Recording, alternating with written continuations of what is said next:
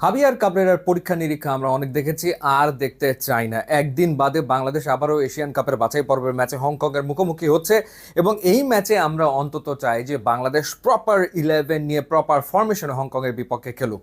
এখনও কাগজে কলমে বাংলাদেশের সম্ভাবনা টিকে আছে এশিয়ান কাপে খেলার।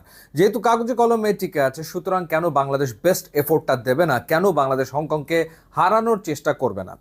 ঘরের মাটিতে বাংলাদেশ 4-3 ব্যবধানে ম্যাচটা হেরেছে, অন্তত সেই বিশ্বাসটা সবার ভেতরে তৈরি হয়েছে যে হ্যাঁ, বাংলাদেশের পক্ষে হংকংকে হারানো সম্ভব। এবং একই কথা প্রযোজ্য যখন বাংলাদেশ সিঙ্গাপুরের বিপক্ষে খেলবে। ঘরের মাটিতে সিঙ্গাপুরের বিপক্ষে 2-1 গোলে হারলেও এই বিশ্বাসটা অন্তত তৈরি হয়েছে যে সিঙ্গাপুরের বিপক্ষে বাংলাদেশের জেতা সম্ভব। আর বাকি রয়েছে ম্যাচ একটা, যেটা হচ্ছে ইন্ডিয়ার বিপক্ষে। ইন্ডিয়ার মাটিতে বাংলাদেশ ড্র করে এসছে, সুতরাং ঘরের মাটিতে বাংলাদেশের উচিত ইন্ডিয়ার বিপক্ষে ম্যাচটা জেতা। এবার আসা যাক একাদশ প্রসঙ্গে। যেহেতু কাগজে কলমের সম্ভাবনা টিকে আছে, সুতরাং বেস্ট এফোর্ট দিতে হবে এবং অ্যাটাকিং ফুটবল খেলতে হবে। কারণ ড্র করলে তো আর হবে না, জিততে হবে হংকংয়ের বিপক্ষে, এবং জিততে গেলে অ্যাটাকিং ফুটবল খেলতে হবে। এবং অ্যাটাকিং ফুটবল খেলতে গেলে লাইন আপটা আসলে সেভাবে সাজাতে হবে, যেভাবে আমরা দেখেছি যে জামাল ভুঁইয়াকে আসলে একাদশে রাখা হয় না, স্টার্টিং 11-এ খেলা হয় না, বদলি হিসেবে খেলানো হয়। কিন্তু জামাল নামার পরে দেখা যায় যে বাংলাদেশ দলের একটা ভিন্ন রূপ পাওয়া যাচ্ছে। জায়ানকে আমরা দেখেছি হংকংয়ের বিপক্ষে বদলি ফুটবলার হিসেবে নামানো হয়েছে, 20 মিনিটের মতো খেলার সময় পেয়েছে, গেম টাইম খুব বেশি পায়নি। এর আগে আমরা দেখেছি যে ফামিদুল, তাকেও আসলে স্টার্টিং লাইন আপে রাখা হয়নি। তো এই ম্যাচে যেটা চাইবো সেটা হচ্ছে যে বাংলাদেশ স্ট্রেট 4-3-3 ফরমেশনে খেলুক, একেবারেই আমার ব্যক্তিগত মতামত। এবং সেই ক্ষেত্রে গোল বারের নিচে তো মিতুল মারমাই থাকবে, আর কে থাকবে? আনিসুর রহমান জিকো তো নাই যেহেতু।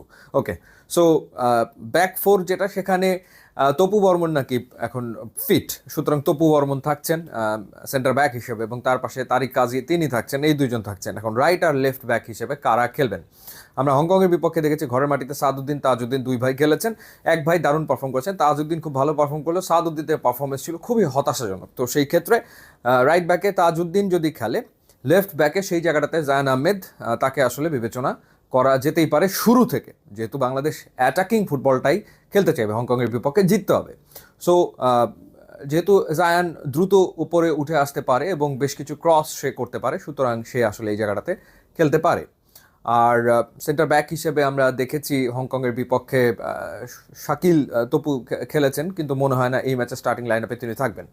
এরপরে যদি আমরা ডিফেন্সের পরে যদি আমরা মিডফিল্ডের আলোচনায় যাই, সেই জায়গাটাতে আমার মনে হয় যে হামজা চৌধুরী, জামাল ভুঁইয়া, এই দুজনের থাকা উচিত, এবং এই দুজনের পাশাপাশি সমিত সোমেরও ডেফিনেটলি থাকা উচিত। সো 4-3-3 এই গেল 3, এবং উপরের 3-তে এক সাইডে রাকিব খেলুক, মাঝখানে মোরসালিন খেলুক, এবং আর এক সাইডে ফামিদুল খেলুক। সো এইভাবে করে বাংলাদেশ যদি খেলে, তাহলে আমার মনে হয় যে বাংলাদেশ অ্যাটাকিং ফুটবল খেলতে পারবে। মিডফিল্ডে হামজা এবং সমিত খেললে সেই ক্ষেত্রে বলের সাপ্লাই অনেক বেশি পাবে রাকিব কিংবা মোরসালিন কিংবা ফামিদুল, এবং এক সাইড থেকে যদি জায়ান থাকে, আরেক সাইড থেকে তাজউদ্দিন থাকলে দুই উইং প্লেতেও বাংলাদেশ ভালো সাপোর্ট পাবে, অ্যাটাক বেশি করতে পারবে, গোলের সুযোগ তৈরি করতে পারবে। আর যদি গোল করে ফেলতে পারে,